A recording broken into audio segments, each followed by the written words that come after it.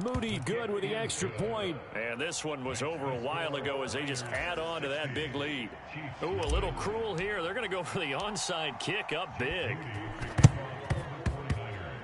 Oh, I think the Niners got it back. Yes, San Fran recovers. Well, there you go. Just your everyday leading big, and you onside kick it with a lead. They got it. I mean, it worked, but interesting call. I think because they have such a margin, they feel a little bit bolder about what they're doing. And it's not only just to try and increase their lead, but that's their way of saying we're in full control. Touchdown 49ers. George Kittle, 52 yards. And the Niners extend their lead yet again.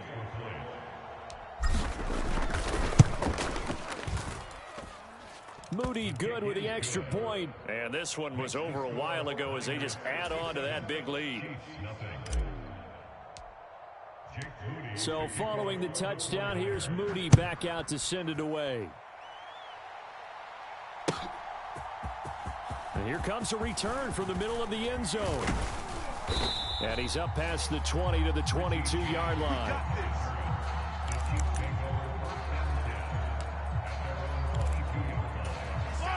The Chiefs offense about set to begin this drive. It's been a tough go for them, and it's still without any points here in the fourth quarter. And a big deficit, Charles, but they move the football on some drives. They just haven't had any points. Yeah, I know in their mind. And my goodness, another interception. Picked up by Charvarius Ward. And they will finally get him as he's all the way down near the 40-yard line. And give him now 4 interceptions in this game. That's only the 3rd time this has been done since the year 2000. I think that tells you how much better teams have gotten at throwing the football. If you go all the way back to 1960, 12 times before that, there have been guys who get 4 interceptions or more in a game. I mean, most recently since 2000, Delta O'Neal and D'Angelo Hall. Now a 2nd and 10.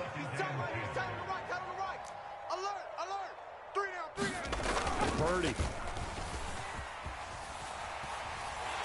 And he's taken down. A Chiefs sack.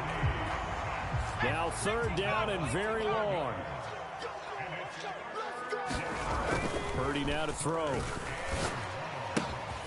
Completes it to the tight end, Kittle.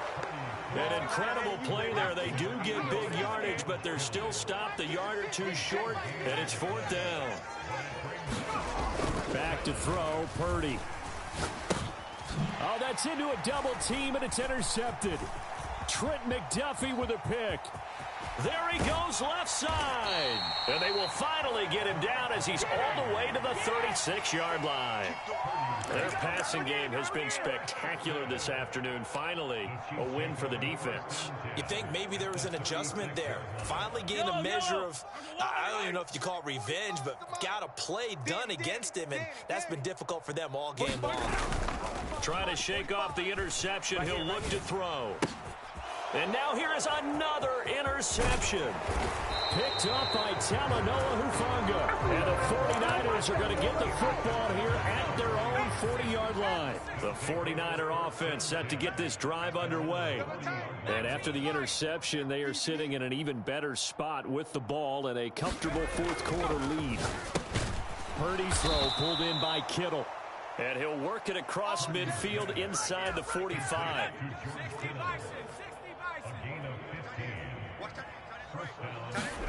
Purdy to throw it on 1st down. The same target, same result. It's Kittle. And he works it past the 30, almost to the 25. Now Purdy. Oh, he's got a man wide open, complete. And they do get him down, but not before he's able to slip it inside the 5-yard line.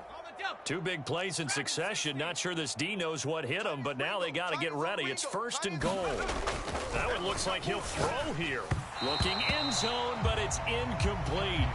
Well, they're up comfortably here, Charles, but that lead certainly not dissuading them from pressing the envelope late. I mean, if anything, with these passes, it's like they're getting more aggressive to try to drive the ball downfield.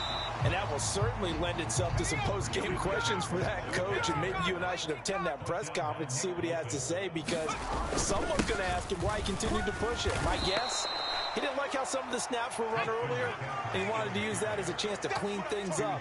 But he certainly will have some explaining to do.